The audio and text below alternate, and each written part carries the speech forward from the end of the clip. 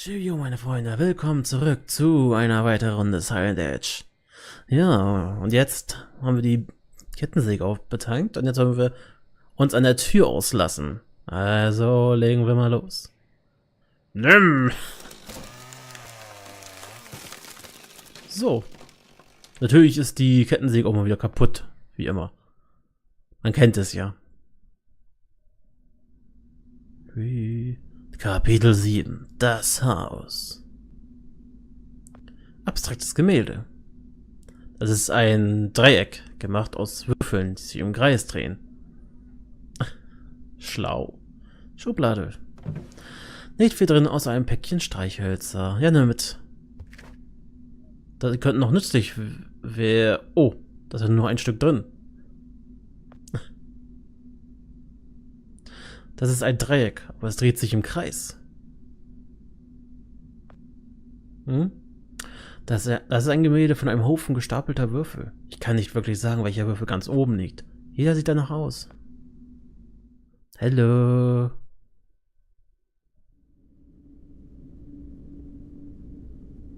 Starburst-Uhr. Der Typ hat wirklich Style. So, den nehmen wir auch mal mit. Den Korkenzieher, man weiß ja nie, ne? Achso, ne, ich wollte nicht die Tür. Abstraktes Gemälde. Oh.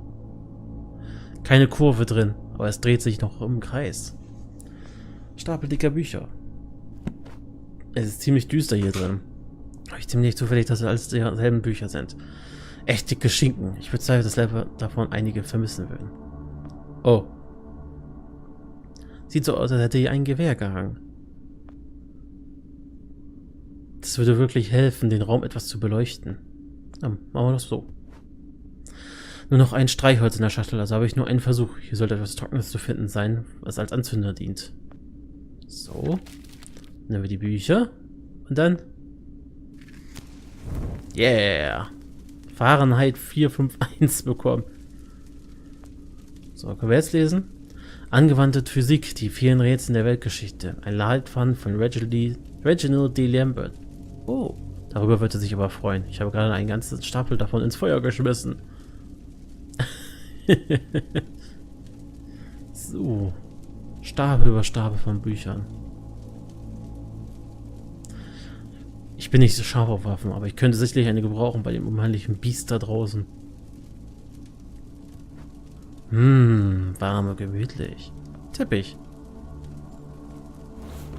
Oh, ein toller Teppich. Warte mal, einen Moment. Da ist irgendwas drunter. Eine Luke, eine Falltüre.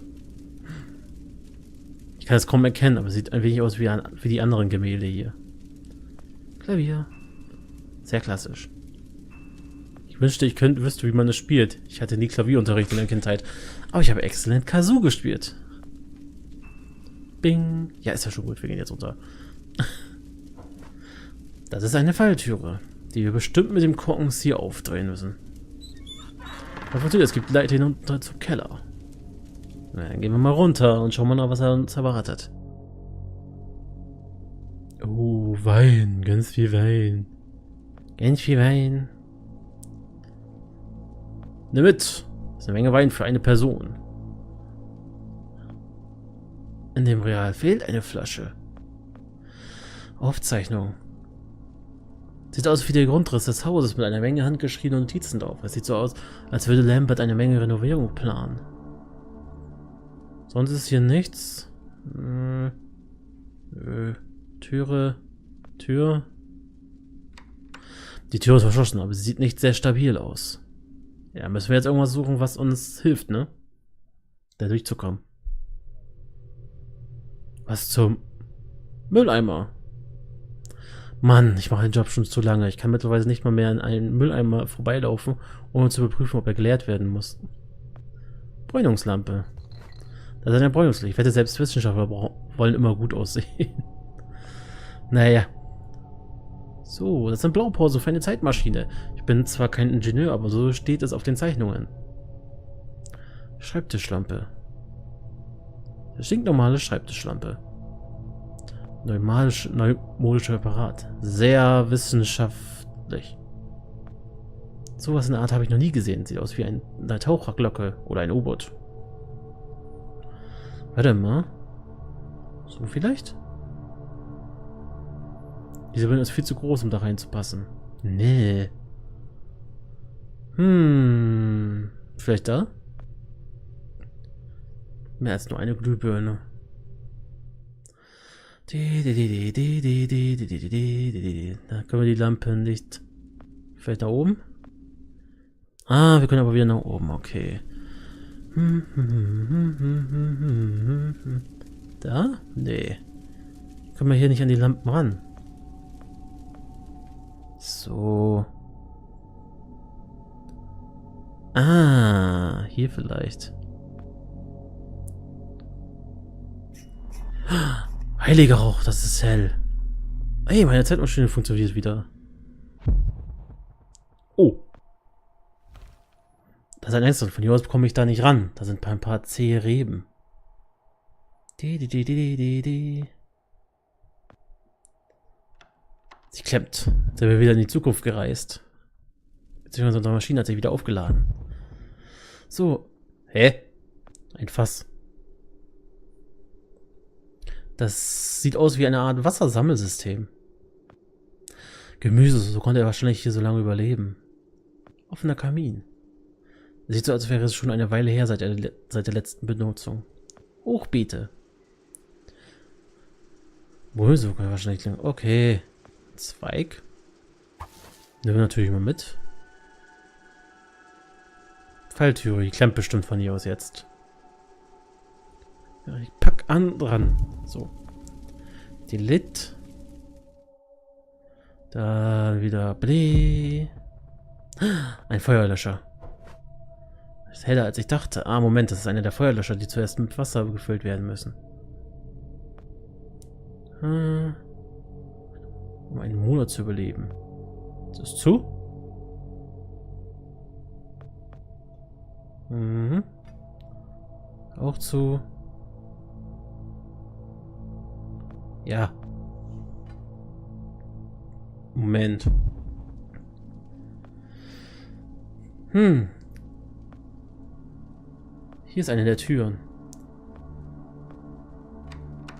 Streck knallt auf Feuerlöschen, hat das Gesicht voller Schrapnell.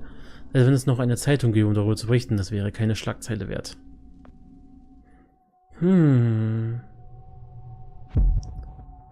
Ah, guck mal, Ölfass. Der ist ab auf. Das ist voll mit Öl. Leben in einer Zeit davon abhängen, dass ich etwas gut festhalten habe, dann sind fettige Finger das Letzte, was ich jetzt haben will. Dunkelkammer. Was das bringt, ja. Vielleicht den Ast hier? Tatsächlich. Aber jetzt voller Öl. Gut. Modischer Apparat. Wow, Mann, das ist ja mein Ding. Gemäß den anderen Plänen war das hier Lamberts Prototyp der Zeitmaschine. Sieht total verwaist aus.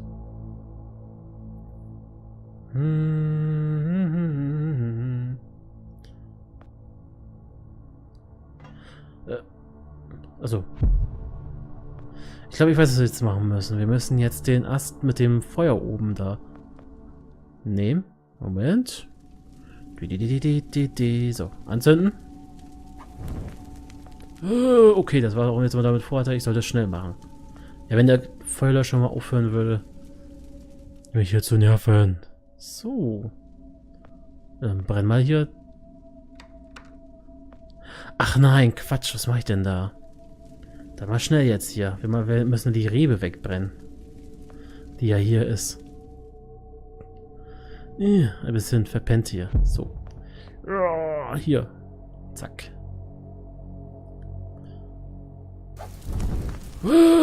Wow, das hat besser geklappt, als ich gedacht habe.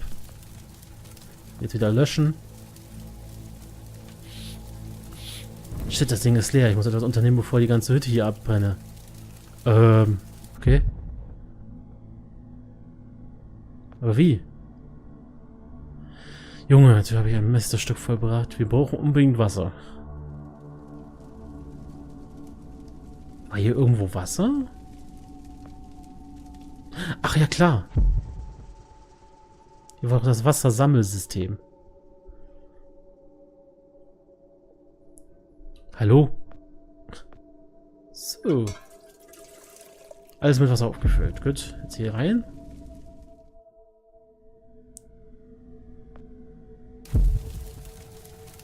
So, mal einmal hier löschen. Jetzt können wir die Axt mitnehmen. Wow, wow, steckt verdammt fest drin, aber ich habe es geschafft. So, und damit können wir jetzt seine Tür aufbrechen. Aber es sieht hier aus, sein Heim sieht aus, als wenn er nicht lange weg gewesen wäre oder so. Zumindest denke ich das. So. Na dann einmal bitte. Pam! Aufgemacht.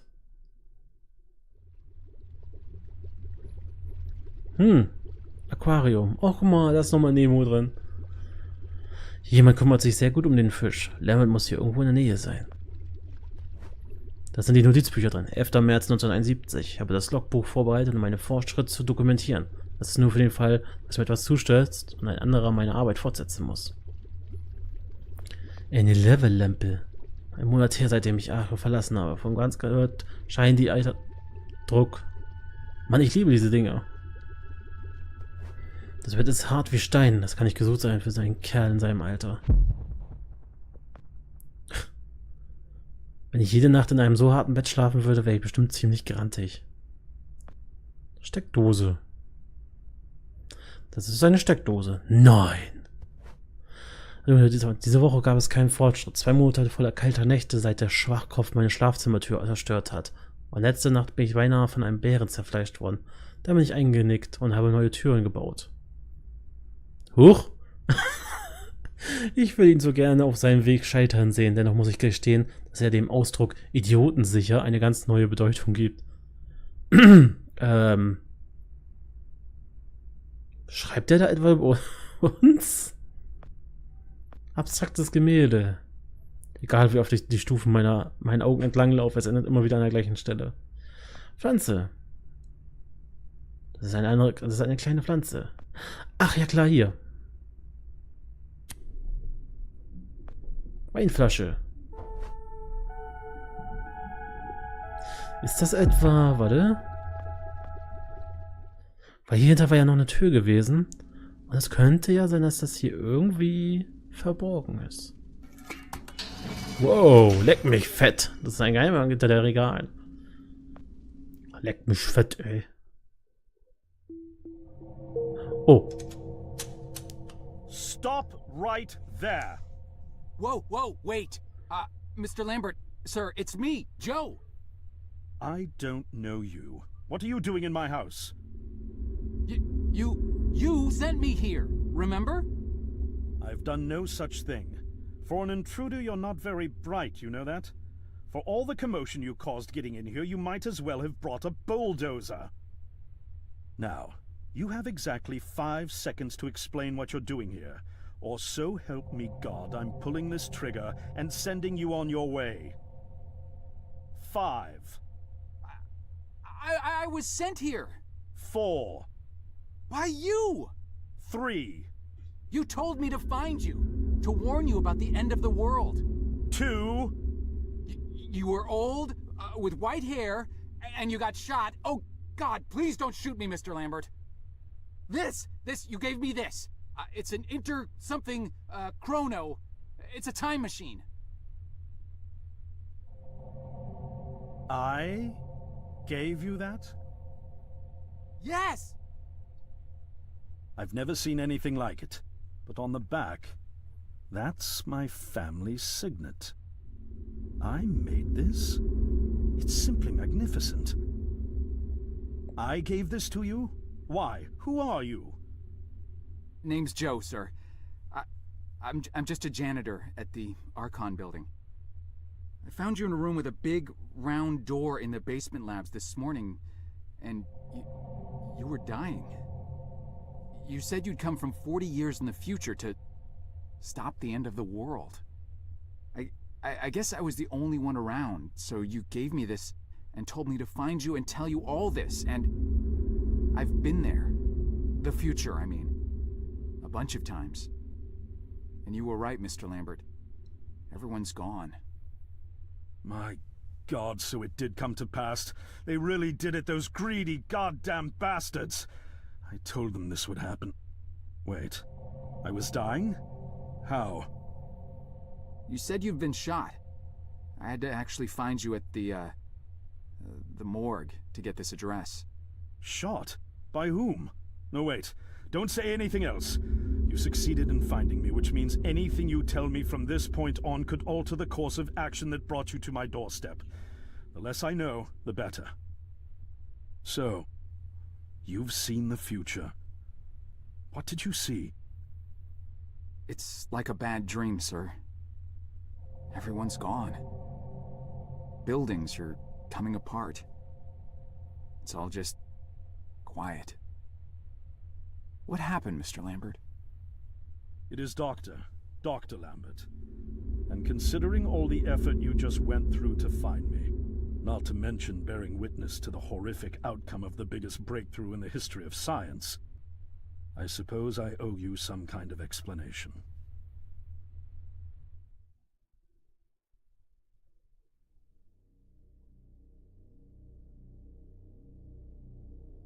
I was 24 when I got hired by Archon, or Athena as it was called back then.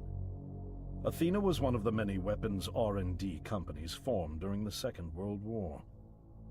Unlike other R&D companies that had retooled themselves to pursue peacetime activities after the war, Athena had made enough money to continue chasing the next big thing in defense technologies.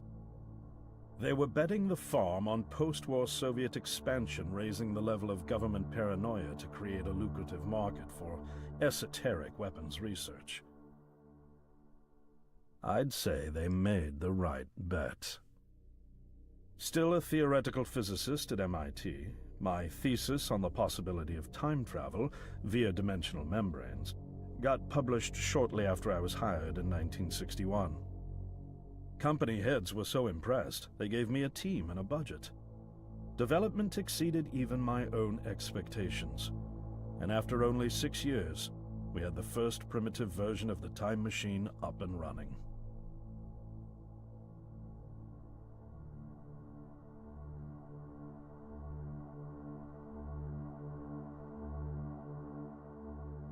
Our first successful trials involved sending simple objects into the future with a timed return. But with Archon running out of money, that was all the company bigwigs needed to secure a big fat contract with the Department of Defense. Apparently, we had sold them on the idea that the technology could be used to go back in time and strangle communism in its cradle. The reality, of course, was that it couldn't. Due to the laws of causality, you can't travel back in time beyond the point where time travel was invented. And sooner or later, we had to explain that to our benefactors. When they started pushing for progress reports, Archon management had to come clean, but instead chose to ease government concerns by claiming the technology could be used to bring back advanced weapons from the future. But this, too, was a lie.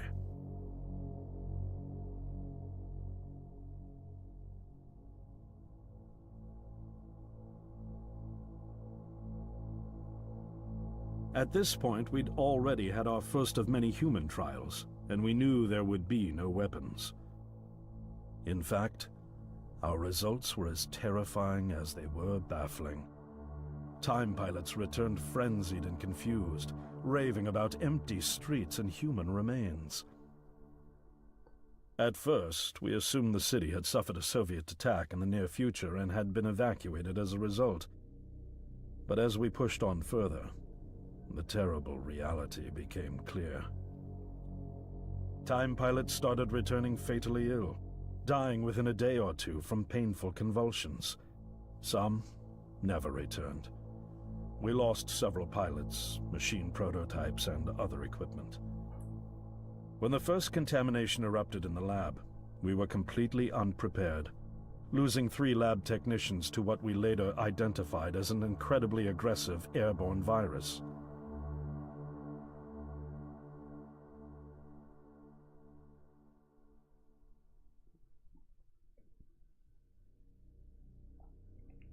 Although we weren't equipped to handle biohazards of this magnitude, management insisted we contain and study it. To keep our pilots and the virus alive long enough to study, we co-opted experimental cryotechnology from another project, Lazarus, and established a makeshift virus lab. Once again, the bigwigs managed to spin our setbacks into a success story for the Department of Defense, now claiming that the virus could be cultivated for use as a biological weapon. The team threatened to resign, but outrage was swiftly quenched by promises of massive salary increases and stock options. I didn't take the bribe. I'd witnessed the lethal efficiency of the virus firsthand. I knew there was only one way this was going to end, so I handed in my resignation and set up shop out here. For over a year, I've been working to recreate the technology to bring me back in time and prevent mankind's extinction from ever happening.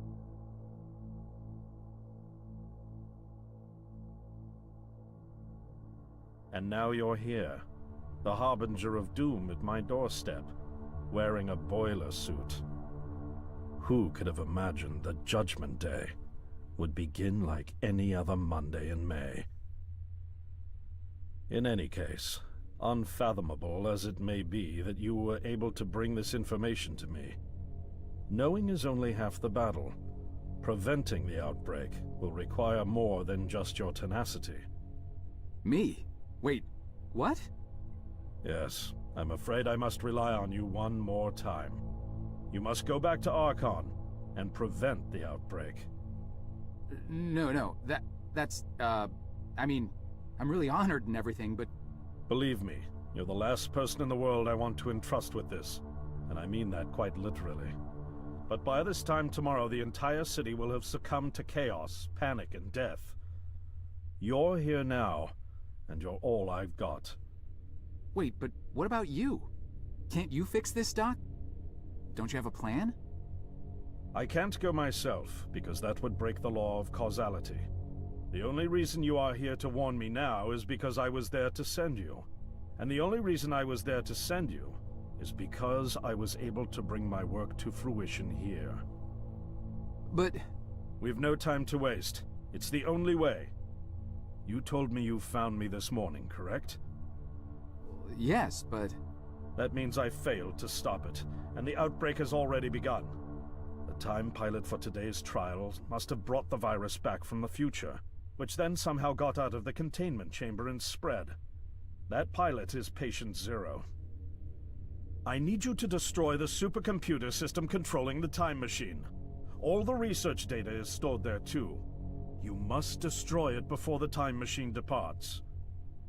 I'm reconfiguring your device to send you back 1 day earlier. This should allow you ample time to return to Archon and get inside. On the other shore from here, about 500 yards down the road, is a rest stop. You'll find a van there, fueled and ready to go. Oh, I already have a ride. Which won't be there yesterday, you ninny. Now stop interrupting me. One last thing, and I need you to listen carefully because this is very, very important. Make sure you do not meet the earlier version of you. Why? What will happen? No one knows for sure. It's one of the conundrums not yet accounted for. There are theories, of course. None of them pleasant. Now, let's get you ready. Puh. Okay. Das war krass.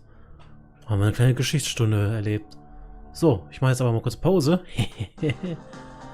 Und diese Musik und das. Jedenfalls, boah, das war jetzt aber gerade ganz viel, was wir gerade erfahren haben. Nun Leute, ich beende die Folge mal für heute. Wenn es euch gefallen hat, lasst doch einen Daumen oben da.